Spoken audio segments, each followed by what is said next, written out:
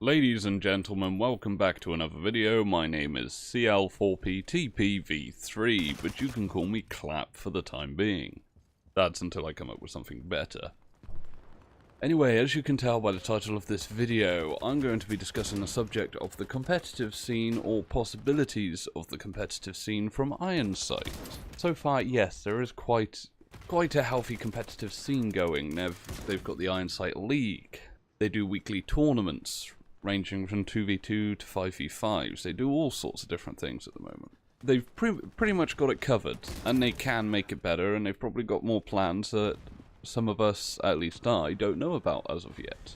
But how can they build it into a thriving, incredibly healthy scene of competitiveness for Ironsight? Well, to start with, I'm going to breach onto the subject of the competitive scene within Call of Duty.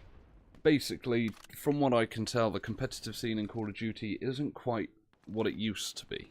Obviously, over the years, as the Call of Duty games has gone on and on, people have lost interest in them. I, for one, definitely have. I lost interest back... Well, I actually lost interest with Black Ops 2, just never picked a Call of Duty game back up since.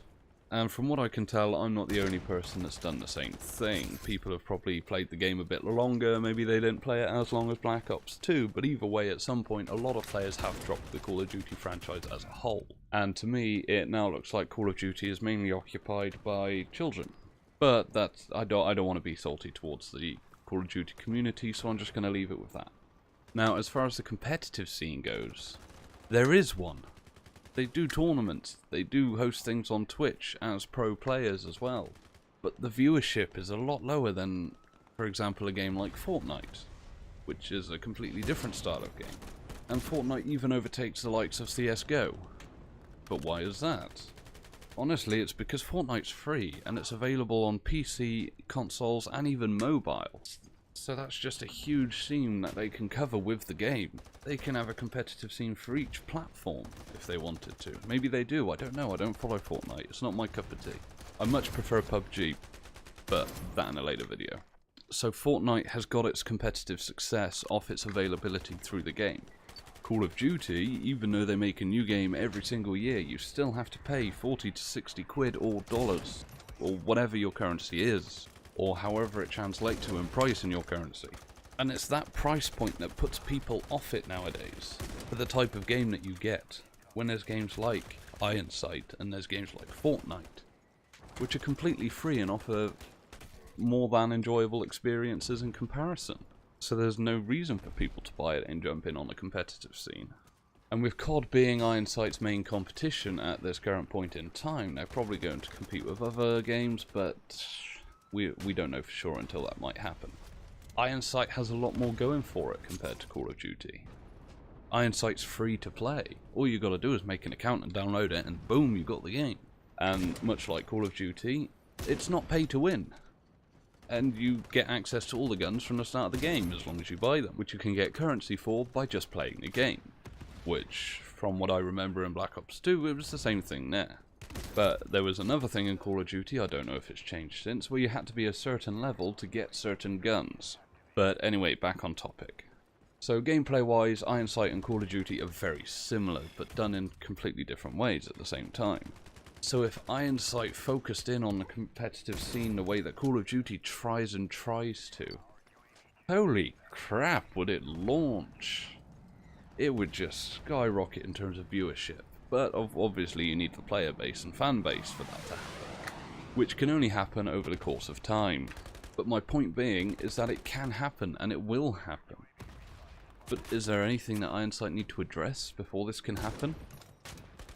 Well, if I can find it again, there was a forum that somebody shared with loads of points from very competitive players that are trying to help build the competitive scene. And they went through a load of points of changes that could be made, or things that can be added to the game to help the competitiveness, to help content creators with competitive gameplay. And what it ultimately boiled down to is the netcode. The netcode needs working on. Well, the netcode itself is good, it's the netcode model. If any of you haven't by now, just go and watch Battle Nonsense's video. It's easy enough to find, so I don't even need to link it.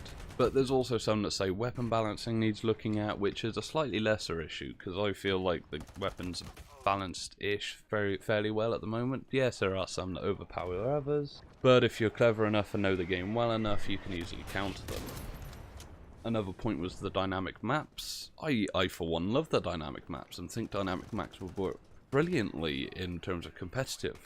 They say they don't like the idea of the map changing, so they have to change their gameplay, so they have to use completely different strategies when the map changes. And for me, I think, when it's competitive, you gotta be on your toes.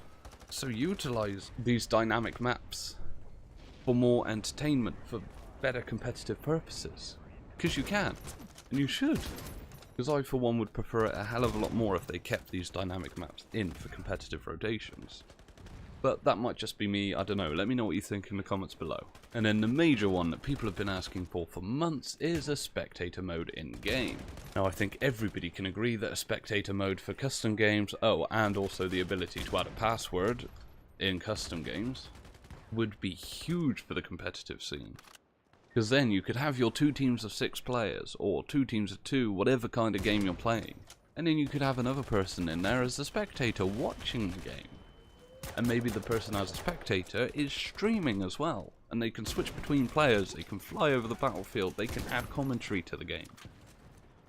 This is one thing that would drastically improve the competitive scene for Ironsight.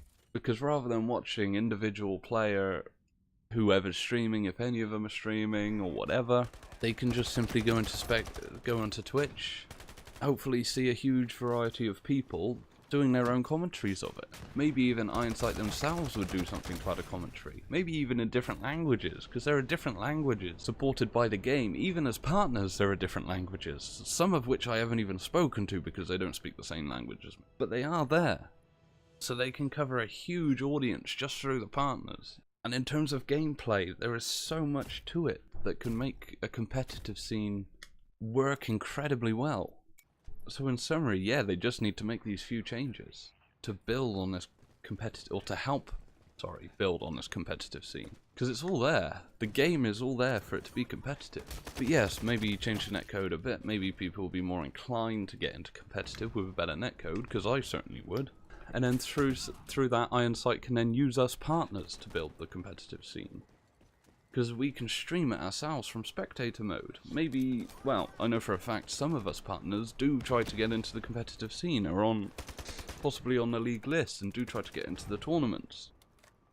So then you've got the partners that stream or make YouTube videos, making content on it as they're also competing. So there's another bit of marketing for the competitive scene. It's all there. It just needs to be pieced together and organised, as well as building up the player base, which, like I said earlier, that'll come in time. Only a quick video today because I'm a bit strapped for ideas. So if you have any ideas that you'd like to hear me discuss with my voice specifically, then leave a comment. Let me know what you want to hear. Let me know what you want to discuss. Interact with me. Use me for your entertainment purposes. Because I do have a lot to offer. Or I like to think I do anyway. But I do have a couple of ideas, but obviously I'm going to be saving those for later dates.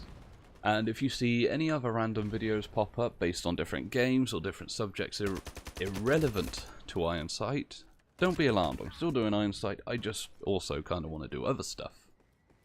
Anyway, links to all of my social media and Twitch will be in the description below. Leave a like if you enjoyed the video, or leave a dislike if you didn't, but if you do dislike it, please let me know what you disliked about it, because that's the only way I can improve my content to better suit you, the viewer. Thank you very much for watching, guys, and I hope to see you in the next one.